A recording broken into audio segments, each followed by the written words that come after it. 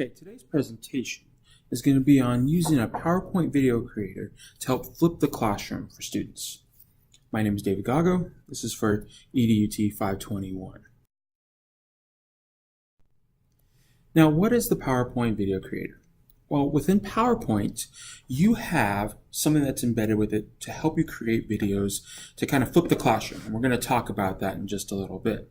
But PowerPoint, we're used to using PowerPoint for making presentations, to give in front of students, for lectures, to show different things. Now we can actually use it to make things even better for us if we choose to use it. Now, it allows us to add our voice to our presentations to create a video that the students can watch. I know some people are hesitant to, make a video with them on the board with their face. This allows you just to use your voice, which can be really helpful, especially as students get used to your voice. They like to hear you. It just somehow registers to them better. Now, one of the nice things about this is that you could save a file which will be encoded to what we call MP4. This file format is a file format for videos. It can be shown on virtually every computer anywhere. This can also be shown and downloaded to YouTube and Google Classroom. Now, for those of you guys that are used to using YouTube or Google Classroom and those type of formats, this is really helpful because you can upload your lessons online for students to watch either ahead of time or during class time or even on their own time in order for them to get ahead. Now, flipping the classroom, what is that? That's going to be one of the biggest questions that people have. Well, flipping the classroom means instead of presenting a lecture up in the front, students are getting their information, their lessons, in a little bit of a different format. Some people like to front load their information, say instead of doing a traditional homework, they will watch the next lesson so that way when they come in during the day, they work on adapting that lesson, figuring out what they understood, what they didn't understand, and then moving forward. Students can watch videos of lectures. So you can create a lecture that they will watch, usually a short lecture. It's not going to be very long. We're not going to make students sit for 30 minutes. But they can watch a video of a lecture. They can maybe answer some questions with it, come in the next day, and we go over it to make sure that everybody understands it, and we can delve deeper into the topics. This tends to free up a little bit of time in the classroom. Time in class now can be better focused. People can focus on remediation if we need to, more understanding, making sure that any problems that students are having accessing the material, making sure they understand the material, and then of course applying the material to deeper problems, we could take care of that at the start rather than waiting until we finally see it, whether it's at a summary test, chapter test, quiz, or something like that. Now, to use the video creator, since it's within PowerPoint, if you've made PowerPoint lessons, you can pretty much adapt any lesson to this. Now, within PowerPoint, normally you would click on slideshow and you press from beginning in order to start the presentation in front of class. Well, instead of doing that, you're going to click on near the right-hand side, record slideshow. It's going to come up with a submenu. Usually you'll start the recording from the beginning. Now, if you do have a mistake and you want to redo the narration, you can always click on start recording from current slide. But if you start from the beginning, what that means is that you're going to go through your entire presentation as you would normally do, but instead of talking to a class, you talk to the computer. It would record your voice, and then all of a sudden you would have a video recording of your lesson. Once you click on start recording from beginning, you will then get a new message. And this message right here, slide and animation timings. Usually, when I was using this on a desktop, I didn't have a microphone, so the narration's ink and laser pointer was not found. But normally those two boxes will be checked off. Once you press start recording, the presentation will start, and you will actually be able to start talking right away to start your video recording. Now, once that presentation begins, it may take a second depending on how fast your computer goes in order for the presentation to start. So you'll see a timer in the upper left-hand corner that will not only time your total presentation, but also time each slide. How much time are you using?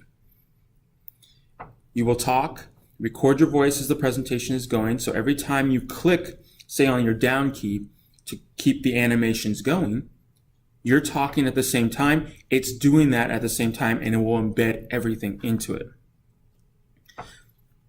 Once you advance the slide, it starts the timer over for the slide. Your total time keeps going. So when you're doing that, keep in mind that as you're doing it, you want to actually present it as an actual lesson.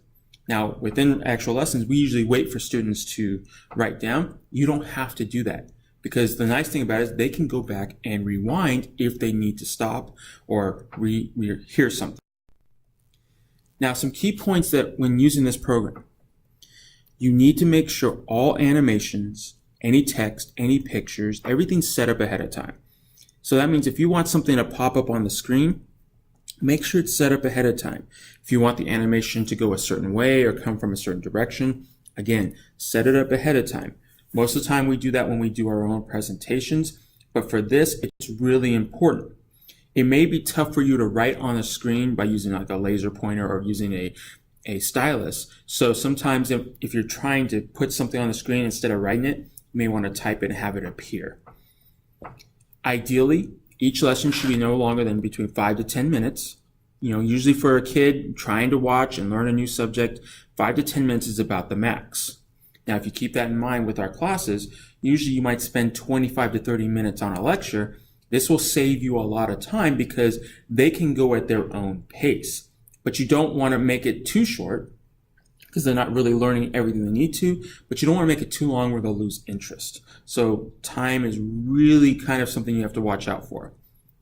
Once you finish, you want to save the new files, what we call MPEG-4. So when you go to save as, instead of saving as a PowerPoint presentation like it's set at the top of this picture, you want to move the menu down to MPEG-4. Once you do that, you can keep the file name the same, or you can change it to however you want. What it's going to do then, it's going to render the file. It's going to take your voice, it's going to take the animations, all the text and everything like that, and it's going to compress it into a video that people can watch. It may take some time. Usually, depending on how fast your computer is, it could take between 5 to 15 minutes, and it also depends on how long your lesson is. All MPEG-4s or MP4s can be uploaded to YouTube right away, or it can be uploaded to Google Classroom. Okay, so you can do either one. Usually what I like to do is I usually like to upload it to YouTube, and then I take the YouTube address and link it into Google Classroom. That way, if I run into any issues, I can always have the students look on YouTube and they can get the same video in case Google Classroom is down.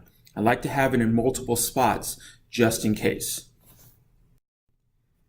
Now, how is this helpful for students?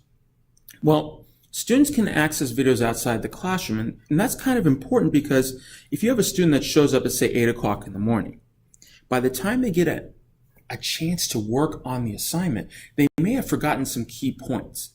How you said it, what are some important things to remember, because reality is they can't write down as fast as we could talk. So having a video where they can access it outside the classroom is helpful for remediation, helpful for remembering, so that way they can complete the assignments. It's also helpful to where teachers can front load the information.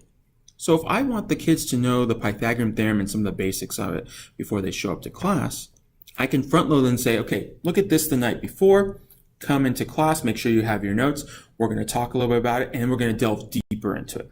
So what this does is saves time. And one of the biggest problems that we've had as teachers is having enough time to get through everything.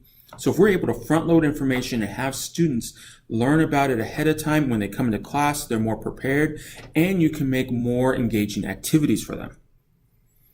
Class time is increased.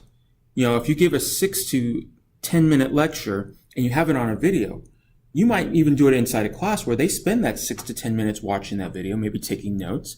You'll find that students will work on it quicker because you don't have to wait for that one student who has to write everything down and takes a long time, because it's tough for a student to listen and write.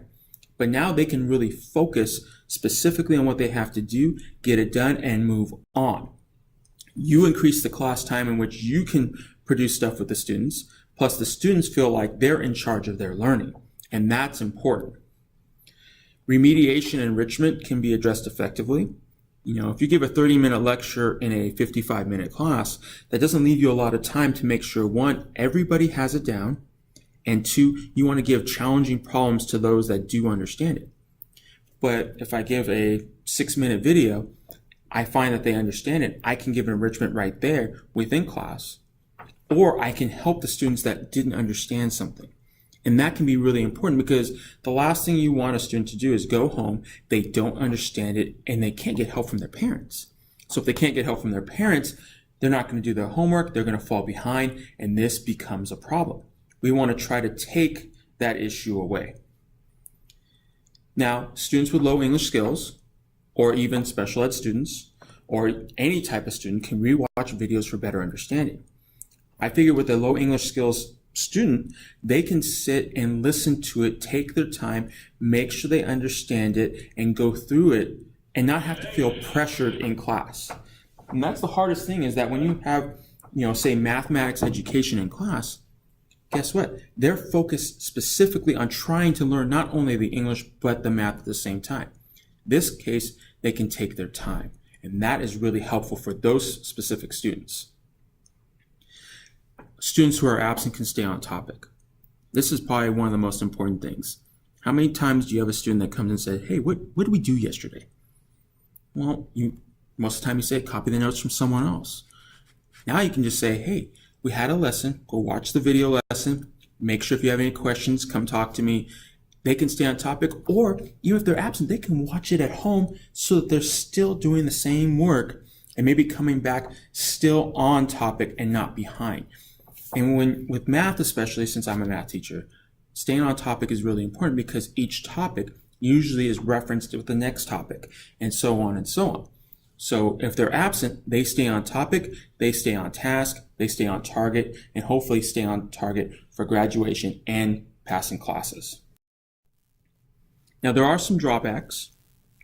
While this is a wonderful thing for us to do, it doesn't mean that it's perfect. The time to create videos between actually giving it on the computer, rendering it, then uploading it, depending on your internet, depending on your computer, it could be around 30 minutes for each lesson. So we're talking a significant amount of preparation time to do this.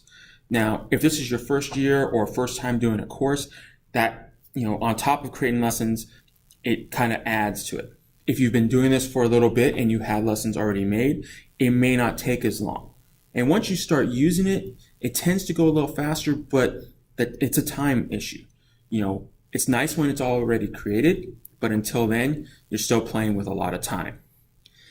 One of the other drawbacks is making sure everybody's watching it. It's very easy for students to look like they're doing something, but they're really not. So you have to make sure you keep everybody interested in it.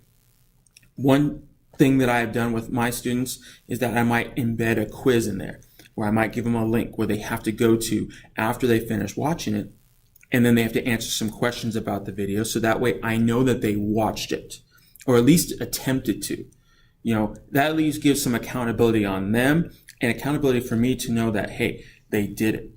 But it is one of those big things, because that creates another time block to create that stuff. Now, not every student has technology, especially at home. So I want to make sure that every student has access.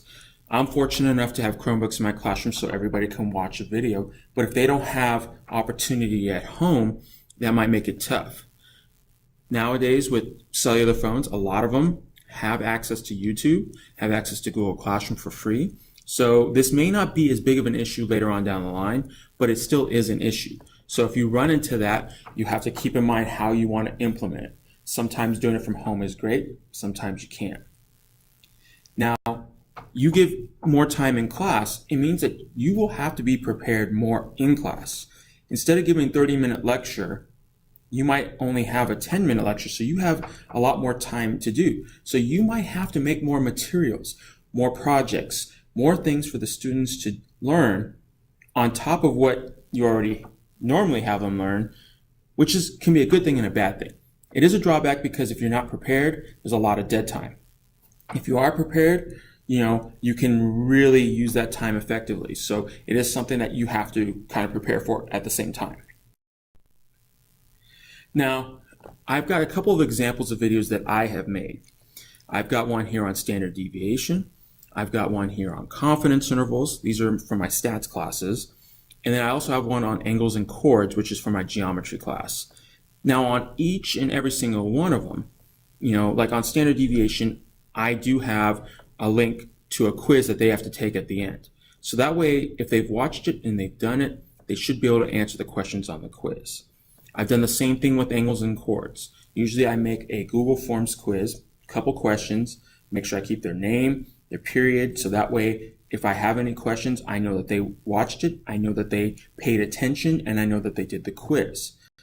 Sometimes that's feasible for a lot of lessons, sometimes that's not. So it's up to you how you want to do that. You may do exit tickets, you may be doing some other different things. But here are some examples for you to watch in case you want to get some ideas.